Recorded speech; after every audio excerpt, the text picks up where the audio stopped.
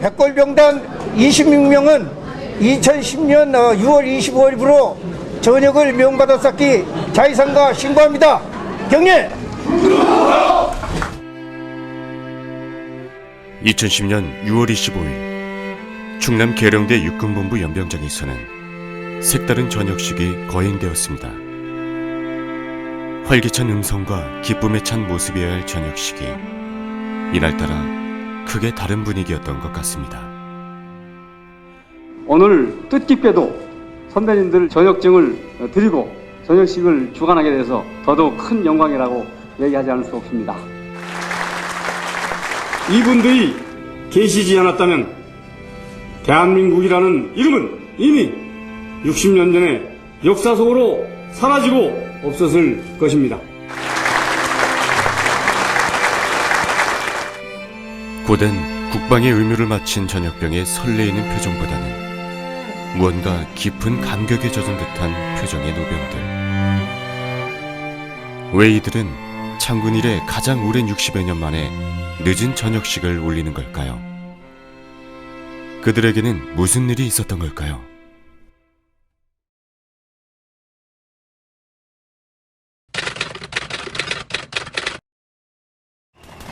(1950년 6월 25일) 새벽 4시 북한군의 기습 남침으로 발발한 한국전쟁. 여유롭고 평온해야 할 일요일은 우리 모두에게 뼈아픈 비극의 하루가 되었습니다. 6월 28일 아침 침공이 시작된 지 3일 만에 대한민국의 수도 서울은 침략군의 손에 떨어졌다. 북한군은 기습 3일 만에 수도 서울을 점령하고 3개월 만에 대구와 부산을 제외한 전 지역을 유린했습니다. 말 그대로 아비규환. 국민들은 피난민이 되어 전쟁을 피해 남쪽으로 이동했습니다. 수도 서울을 점령한 북한군은 남아있는 국민들의 식량과 정신을 빼앗았고 인민위원회를 설치하여 의용군이라는 미명하에 우리 청장년들을 총알바지로 내몰았습니다. 피난을 이제 못 가고 후퇴도 못 하고 그리고 이제 총을 가진 채로 고향으로 이제 들어온 친구들이 가지고 있던 총을 나한테다가 주어가지고 그렇게 해서 내가 그 무장을 하게 된 거죠. 칼빈 소총을 하나 가지고 내무서 습격도 하고 의용군에 대한 강제 차출을 방해하고 저항 활동을 했습니다. 그 당시는 22살입니다. 그러한 이 경험도 이제 없었고 그랬지만은 공산당을 때려 부셔야 된다고 하는 반공 정신 하나만은 투철했지요. 국제연합 유엔이 대한민국에 대한 군사 원조 결의안을 통과시킴에 따라 6.25 전쟁은 한국전이 아닌 국제전으로 양상이 바뀌었습니다. 유엔군 총사령관 메가도 원수의 지휘로 아군은 서울을 탈환하여 1950년 9월 28일 마침내 서울중앙청에 걸려있던 인공기가 끌려내려지고 태극기가 높이 기양되었습니다. 기세를 몰아 38선을 돌파하여 파도처럼 북진한 아군은 북진 19일 만에 평양을 점령하였고 압록강 연안 초산지역까지 진격하여 압록강물을 수통에 담아 이승만 대통령에게 보내 통일을 축하하려 하였습니다. 지옥같은 전쟁이 끝나는 듯 기뻤지만 승리의 감격은 그리 오래가지 못했습니다.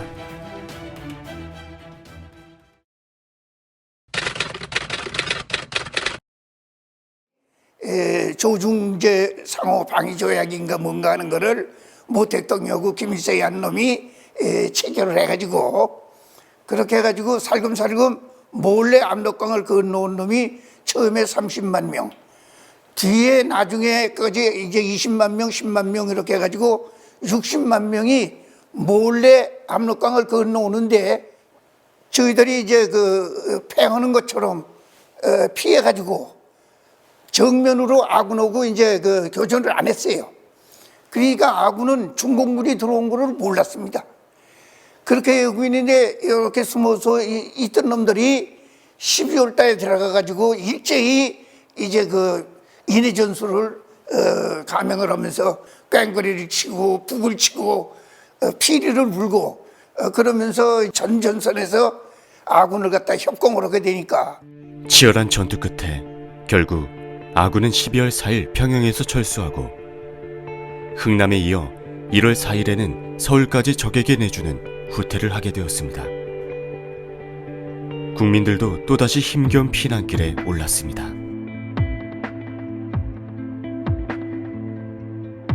한편 국민 총동원령에 따라 1950년 12월 청장년 6천여 명이 대구 육군 보충대에 집결되었습니다. 대구하고 부산만 빼놓고 마산까지가 북에 그 침략을 당했는데 거기까지 내려왔던 약 16만 명이나 되는 놈들이 인천 상륙작전으로 퇴로가 완전히 차단되다가 보니까 지리산 태백산으로 스며들어 가지고 이제 아군을 괴롭히고 있고 전선에서는 중공군 놈이 대병력이 서울까지 점령해 가지고 유엔군과 우리 군을 괴롭히고 있고 이렇게 되고 있는데 미국 사람들이 보니까 너희는 왜 저놈들과 같이 유격전을 못하느냐. 미국 사람들은 머리털, 언어, 풍속 모든 면으로 봐서 한국전에서의 유격전이라는 것은 불가능하고 그러니까 너희가 해야 될 거 아니냐. 근데 전선에 있는 병력을 빼낼 수는 도저히 없고 마침 이 보충대에 들어와 있는 6천 내지 7천 명의 전병들을 그 중에서 뽑아가지고 훈련을 시켜서 특수전을 하면은 되지 않느냐 이런 판단을 하게 이제 된 거죠.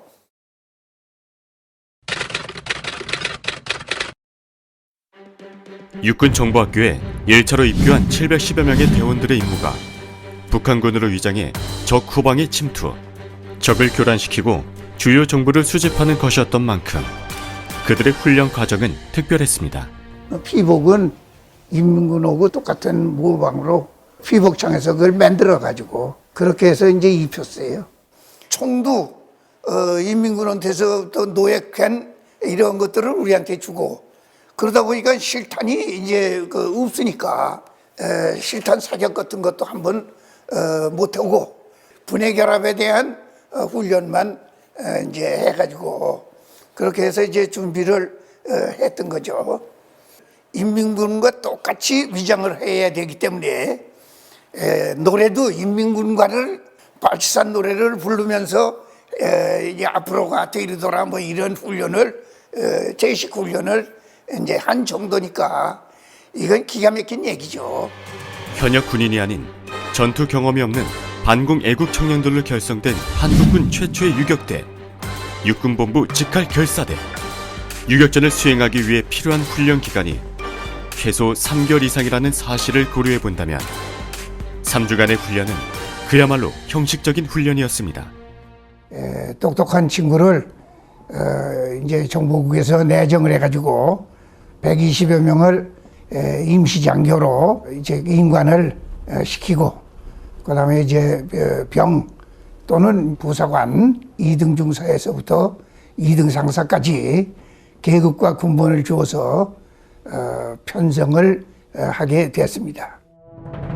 1951년 2월 7일 제12연대 장병들이 적 후방으로 출전하기 전 육해 공군 참모장 정일곤 소장과 주한미군 사령부 정보수석 고문관 하우스만 중령 등이 장병들을 격려하기 위해 동부전선을 방문했고 임무를 완수한 후 돌아오면 2계급 특징과 함께 무공훈장을 수여한다는 내용의 후인시를 했습니다. 부족한 훈련과 열악한 상황에서도 대한민국 최초의 유격대에게 거는 우리 군의 기대는 컸습니다.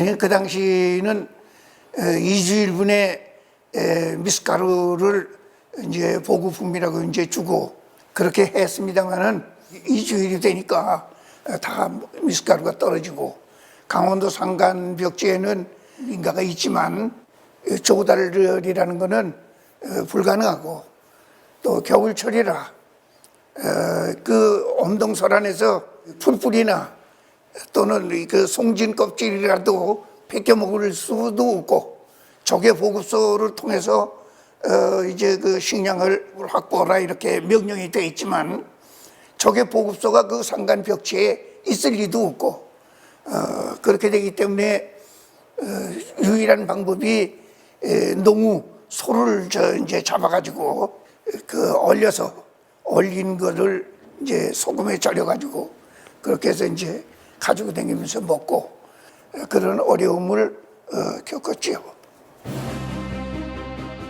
서로 다른 지역으로 침투해 활동하던 3개 연대가 적이 점령 중인 강원도 연곡면 태국리에 집결한 건 2월 중순이었습니다.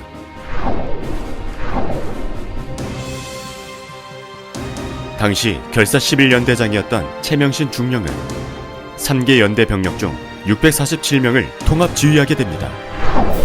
이때 새롭게 붙인 부대 이름이 바로 백골병단이었습니다.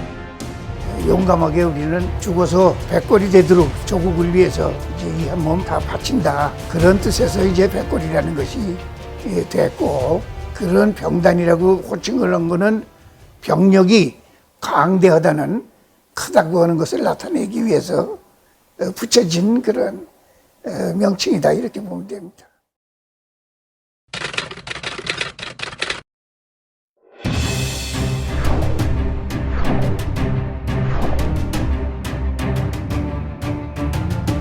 열악한 상황 속에서도 북한군 배후 지역 320km를 종횡무진 활동하며 결사 대원들은 수많은 전공을 세웠습니다.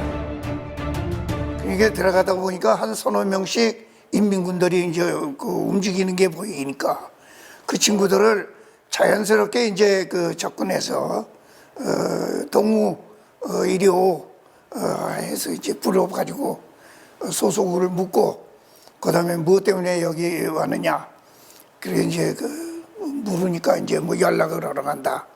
그럼 연락 문서가 있을 거 아니야. 이제 그런 것들 다 이제 뺐고 그러니까 이제 연락병 또는 통신병 이제 전부 이제 생포해서 그렇게 해서 이제 그 적의 동향을 파악을 하고 침투 초기 가장 큰 활약은 북한군의 1급 기밀 서류를 압수해 적군에게 치명적인 타격을 입힌 것입니다.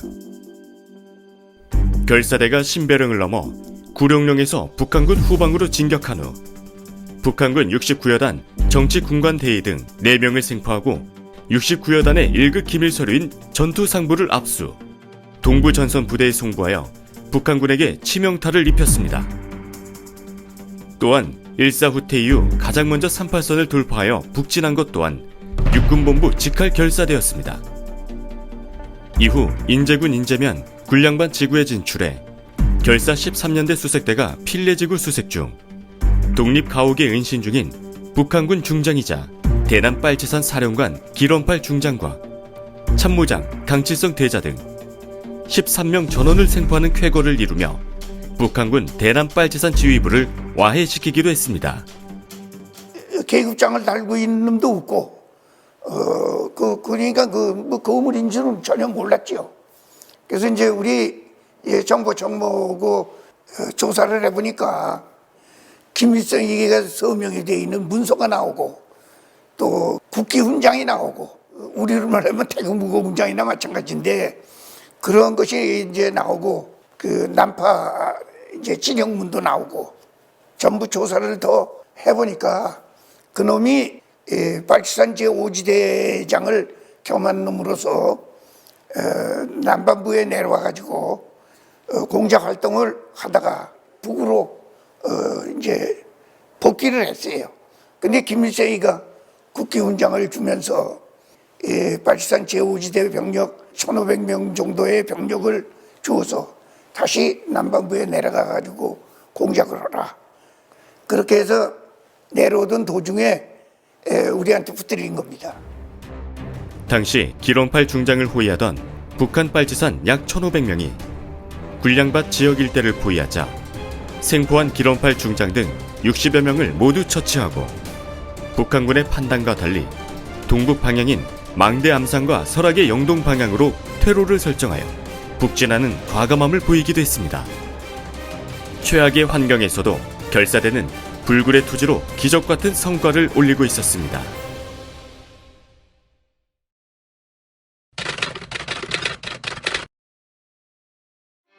북한군에게 연속적인 치명타를 입히는 활약을 하며 인제군 북면 용대리까지 진출한 결사대. 하지만 전선으로 투입 중인 북한군 32사단의 포위 공격으로 백담사를 거쳐 중청보 그리고 오색리까지 철수하게 되었는데, 특히 단목역을 경유하여 진동리로 철수하는 과정에서 여러 날을 굶고 강추위를 이기지 못한 120여 명이 안타깝게 목숨을 잃었습니다. 단목령에서 그 굶고 이제 얼어서 죽은 비전투 손실이 120명입니다. 일주일 이상 굶었고 그다음에 그런 이제 옷이 전부 눈비에 젖었고 영하로 한 20도 정도 되는데 그게 3월 달인데도 그렇게 추워요. 그래서 옷이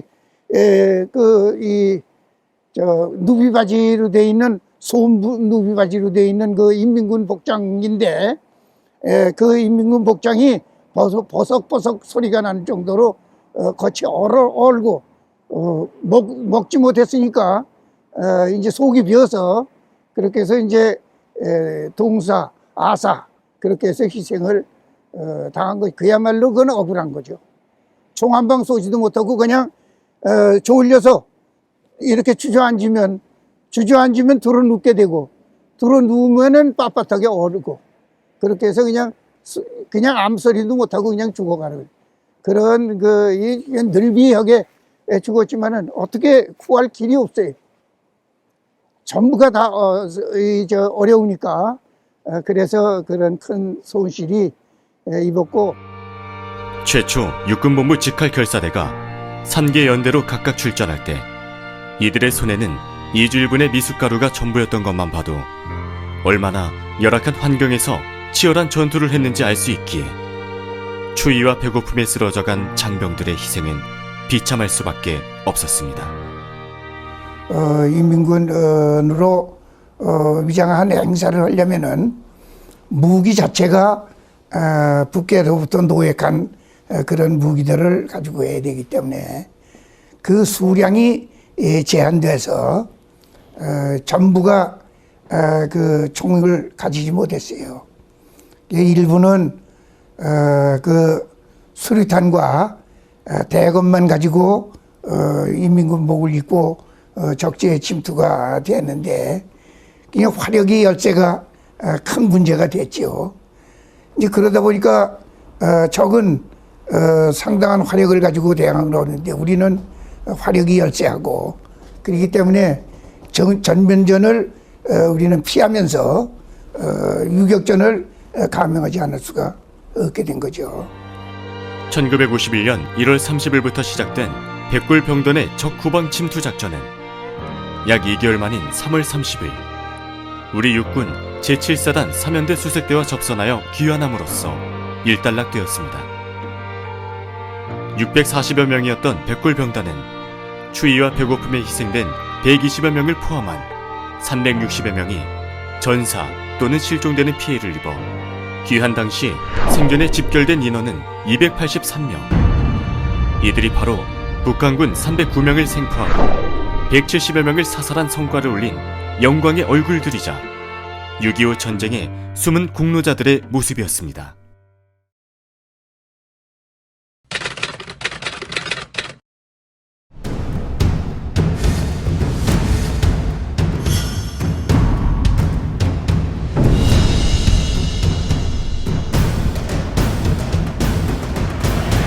그러고 나니까 육군에서는 이걸 어떻게 할 수가 없잖아요. 정규군도 아니고 특수부대고 그러니까 이거를 4월 15일에 미 8군으로 넘겨버렸어요. 한국군에서 미 8군으로 예속이 변경돼 버리니까 자동으로 해산한 거나 마찬가지가 돼버려요. 전쟁에서 귀환한 이후 미 제8군 사령부 예하부대로 편입된 백골병단. 조금 더 시간이 흘러 6.25 전쟁은 멈췄지만 불행히도 이들의 전쟁은 끝이 아니었습니다. 악전 고투 끝에 살아 돌아온 이들에게는 무궁 훈장은 구사하고 보급품도 제대로 지급되지 않았으며 군대 병적 기록이 남아있지 않다는 이유로 대부분은 또다시 군대 입대하는 어처구니 없는 일들이 벌어진 것입니다. 6월 28일에 미 8군에서 텍스포스 코크랜드라고 거기서 이제 제대를 했습니다. 그래서 제대증을 가지고 육군본부에 가서 7월 하순에 제대증을 바꿔달라고 하니까 그러니까 모든 기록이 이제 미 8군으로 이관됐기 때문에 여긴 자료가 없으니까 제대증이고 뭐이고 인사관계 서류를 정리할 수가 없다. 그래서 할 수 없이 뭐 도저히 안 된다니까 고향으로 돌아왔더니 소령 계급장을 붙이고 있는 나를 이제 가짜 소령에 국제고등간첩이라고 몰아가지고 일사단 특무대 요즘은 CIC에서 나를 이제 가짜 소령의 간첩이라고 이제 체포를 해가지고 가진 그 혹독한 고문을 다 당했습니다. 전기 고문이니 고춧가루 물 고문이니 매 뭐 이런 거를 다 이제 맞으면서 이제 산으로 끌고 올라가면서 총을 다 쏘고 권총을 쏘고 그래서 까딱하면 죽을 뻔했는데 그 22일 만에 군법회의 해부돼서 재판장 김동빈 대령으로 기억합니다. 그 사람이 대한민국에서 훈장을 수백 개를 줘도 아깝지 않을 사람을 잡아다 놓고 이게 뭔 짓이냐 당장 석방하라. 그래가지고 그날 이제 석방 명령을 받아가지고 그 이튿날 이제 석방이 돼서 고향길 60리길을 몇십 번을 쉬었는지 모릅니다. 엉금엉금 기다시피 해가지고 고향으로 돌아가가지고 한 달 동안을 갖다가 그 신음을 하면서 이제 알았어요. 그러고 난 뒤에 가만히 생각하니까 이게 주마등 같이 지나간 그 옛날 그 육군본부 직활 결사대 백골병단의 그 활약상이 하나하나 떠오르는 것이 이게 세상에 이럴 수가 있느냐. 그때 이제 억울한 그 생각이 들고 모든 그 전사자의 기록 이런 것들을 내가 다 가지고 있었는데 이런 걸 들고 다니다가 보면은 당신 또 당할 염려가 있으니까 여기 두고 가시오 해서 거기다 두고 왔는데 그것도 찾을 길이 없고 그래서 그 사람들 명예를 회복할 길이 없지 않겠어요?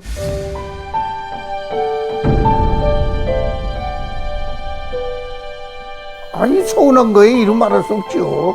저 사람 그 죽은 사람들 또 살아서 참 고생만 하던 사람들 저 사람들을 위해서라도 내가 그 명예를 회복할 수 있도록 해줘야 될 거 아니냐.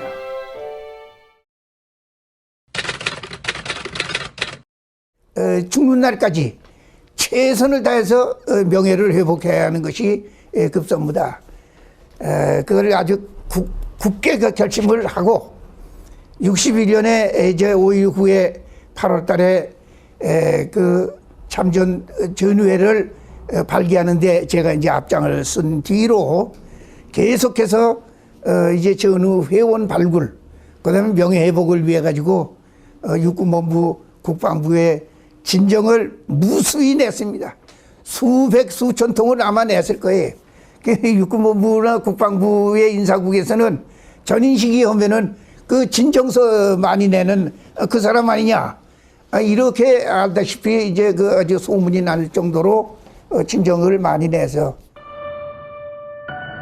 전인식 소령은 육군본부 직할결사대 백골병단의 작전 참모이자 또한 전우회장으로서 50여 년의 인생을 결사대의 명예회복 노력에 바쳤습니다. 1961년 참전 전우회를 발기하는 것으로 시작하여 백골병단 전사자의 발굴과 참전 장병들의 명예를 위해 끊임없이 노력해왔습니다.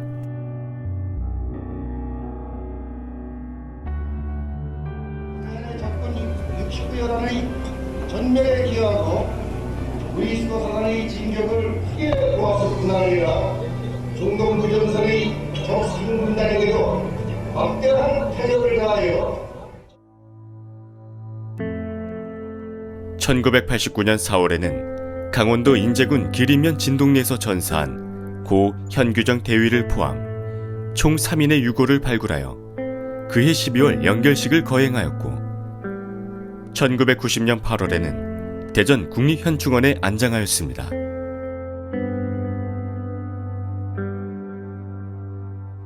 DNA라는 말도 없던 시절이었고 인식표도 없이 적의 군복을 입고 활약했던 전우들의 유골이었기에 군복 속에 입고 있던 의용 경찰관 단추와 군용화, 아군 수류탄 등의 물증을 찾아내어 참전 용사로 인정받고 국가 유공자가 되기까지는 결코 쉽지 않은 과정들이 있었습니다. 여러분 고위장성의 도움으로 오늘 이와 같이 현궁을 비롯하여 이하연 소위 이완상 이등중사의 연결식을 38년여 만에 거행하게 되었습니다. 세 분의 선대 전우를 위한 연결식을 거행한 참으로 뜻깊은 식전을 갖게 되었습니다. 전후에는 1988년 백골병단 전적비 건립을 본격적으로 추진하여 1990년 기공식을 거쳐 마침내 그해 11월 강원도 인제군 북면 용대리에서 전적비 제막식을 거행하였고 오늘날까지 매년 민군 합동으로 추모제를 지내고 있습니다. 생사고락을 함께했던 그곳에 전사한 전우들과 살아남은 전우들이 공존할 수 있는 전적비를 건립한 것은 매우 큰 의미가 있었습니다.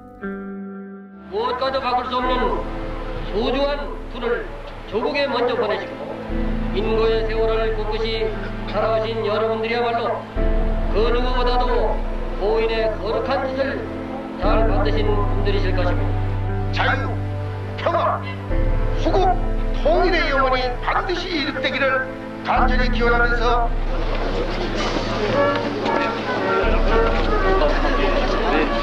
다른 사람한테 잘 쓰는 사람한테 준 것보다는 제가 썼습니다. 전인식 소령은 결사대의 명예회복 노력을 다하면서도 한편 유격대식으로 연구한 토목공학 분야의 전공으로 대학 조교수를 거쳐 부교수 자격을 받고 서울시내 대학교와 국공기관의 교육원 등에서 20여 년간 강의하며 후진 양성과 저술로 명성을 드높였습니다. 그의 토목공학 분야의 전문 지식은 백골병단 전적비를 설계하고 건립하는 과정에서도 큰 역할을 하였습니다. 이런 거를 역사의 기록에 남겨놔둬야 될 거 아니냐.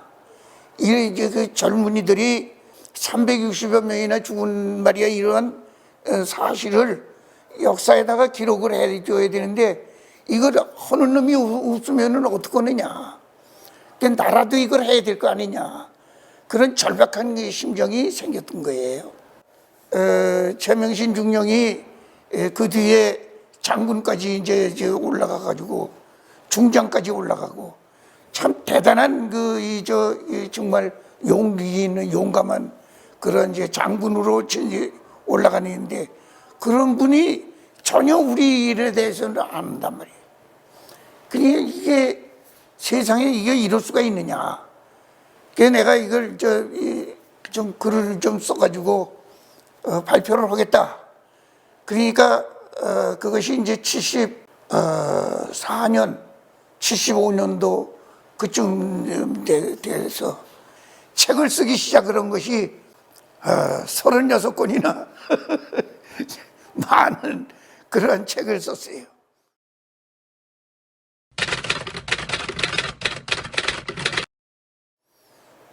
국회에서 이제 그 의원 입법으로 통과가 되는 날 우리 전우들이 그 10여 명이 국회 방청석에서 눈물을 흘리고 서로 얼싸안고 이제야 우리가 이제 그 명예를 회복하는구나.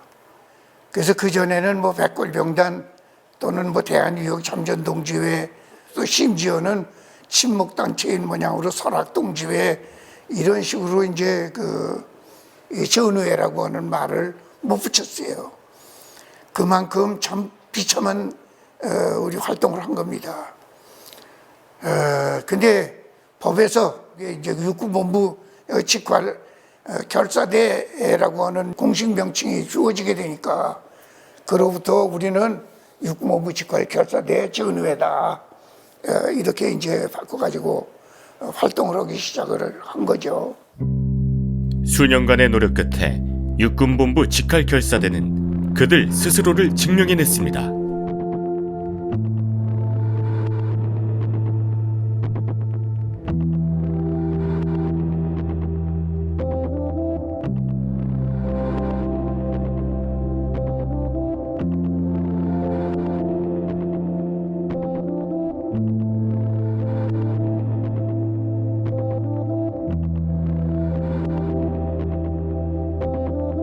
지난 50년 동안 전우회장으로서 정말 피눈물 나는 고생을 했습니다. 그 대신 우리 전우들이 이름도 없이 죽어간 전우들 60여 명이 국립묘지에 위패 또는 안장, 그 다음에 그 육군본부 내에 명예의 전당, 그 전쟁기념관에 있는 추모비 이런 거에 다 이름이 현액되도록 된 것이 또 훈장까지 이제 정부로부터 받고 그런 영광을 그동안 뭐 우리 전우들과 함께 노력한 그런 보람이 아니냐 이렇게 생각을 합니다. 육군본부 직할결사대라는 이름을 증명받기까지는 53년이라는 기나긴 시간이 걸렸습니다. 이 험난한 시간을 함께 걸어온 우리 전우들, 이제는 우리를 위한 시간을 갖기로 했습니다. 우리도 이제 침묵을 단결을 해야 될 거 아니냐. 그동안에 우리를 위해서 수고한 가족들도 전부 이 뭐인가 그 혜택을 줘야 될 거 아니냐. 그렇게 해서 백두산을 비롯해서 동북지방, 그 다음에 이제 관광지 이런 데도 이제 가족 동반으로 우리 전우들끼리 모여서 우리 전우들끼리 이제 단체 여행을 하면서 서로가 옛날 얘기하면서 그렇게 해서 전부 친목과 단합 그거지 주로. 우리가 적지에 침투할 때 육해공군 총참모장이 2계급 특진에다가 훈장을 갖다가 이제 그 무공 훈장을 수여하겠다 전원에게. 그 약속은 그럼 지켜줘야 될 거 아닙니까? 마지막 소원이 그겁니다. 저는 이 지금 몇 명 남지 않았어요. 한 30여 명밖에 안 남았는데 전부 치매, 그 다음에 작대기 짓고 겨우 그 걷는, 그렇게 해서 현충 행사에 매년 6월에 하는 그 강원도에서 현충 행사에도 10여 명밖에는 못 옵니다. 그래도 그 친구들한테도 약속된 그 훈장을 주어서 국가가 손해날 게 없잖아요. 그만큼 고생을 하고 나라를 지켜준 사람에게 왜 베풀어주지를 않느냐. 그거를 이제 지금까지도 참 한스럽게 생각을 하고 마지막까지 좀 해주십사 하는 그런 소원을 부탁드리고.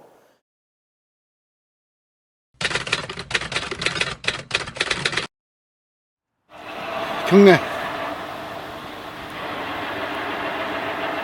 바로 응령.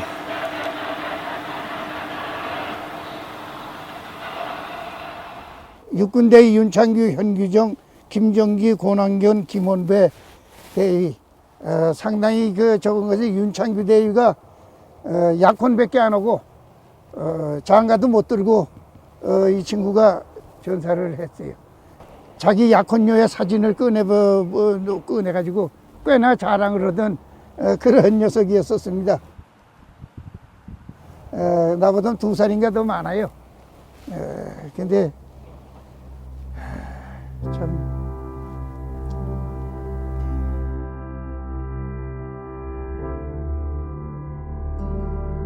60여 년 전의 일을 바로 어제 일처럼 이야기하는 전인식 소령.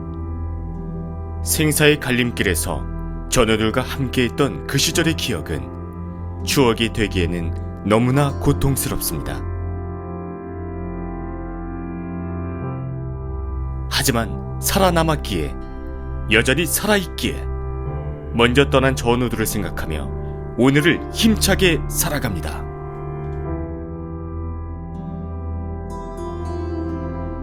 전회를 이제 운영을 유지를 해오느라고 참 어려움도 나도 많았습니다. 그러나 다행히 우리 전우들도 서로가 이제 그 뜻을 이제 합해가지고 그렇게 해서 오늘날까지 이렇게 잘 유지가 되어 왔는데, 어떻게 보면 참 내가 일개 참모에 불과한 놈인데 내가 왜 이렇게 설쳐야 되느냐, 그런 그 자책감도 없지 않아 있었습니다. 그러나 다 이제 지나고 보니까 잘했다, 그런 생각뿐이고, 우리 전우들을 위해서도 내가 정말 그 친구들을 위해서 지금도 무언가 조금이라도 베풀고 싶은 그런 생각을 가지고 지금 지내고 있습니다. 제 나이도 벌써 88세, 이제 조금 있으면은 이제 90줄이 이제 다 돼가는 형편이니까, 사는 그날까지 우리 서로가 협력하고 서로가 아끼고 그러면서 생을 마감하는 거를 맞이해야 되지 않겠느냐. 우리도 이제 저 세상으로 이제 염라대왕이 호출장 뛸 날이 얼마 안 남았고, 그때 이제 먼저 간 친구들을 또 다 만나게 될 테니까 그 친구들하고 만나서 옛 이야기를 할 수 있지 않겠느냐. 그건 그런 희망뿐입니다.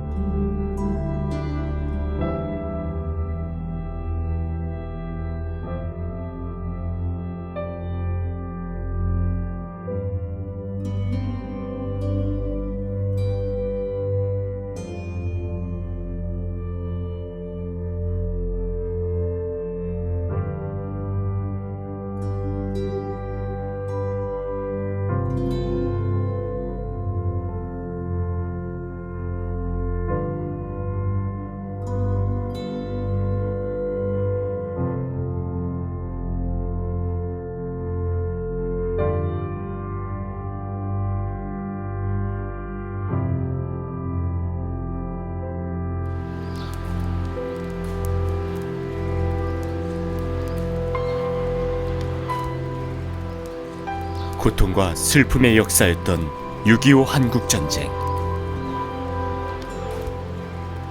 그 어려웠던 상황에서도 조국을 지키기 위해 피 끓는 젊음을 아낌없이 바쳤던 용사들.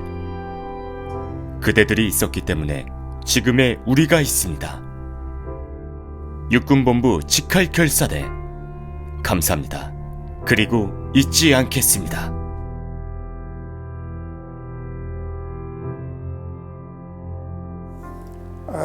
우리 이 젊은 세대들이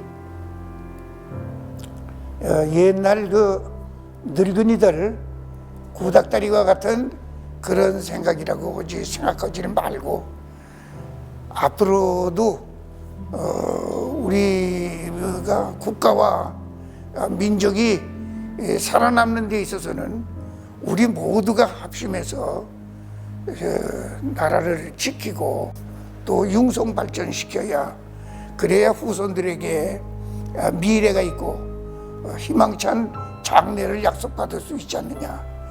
그것은 바로 우리 세대가 해야 할 일들이다. 이렇게 생각을 하고 지나간 세대를 비웃지 말고 그리고 지나간 세대를 거울 삼아서 우리는 더욱더 앞으로 전진해 나가는 그러한 미래상을 키워주어야 오늘을 사는 젊은이로서의 가치를 영생할 수 있지 않겠느냐 이렇게 생각을 합니다.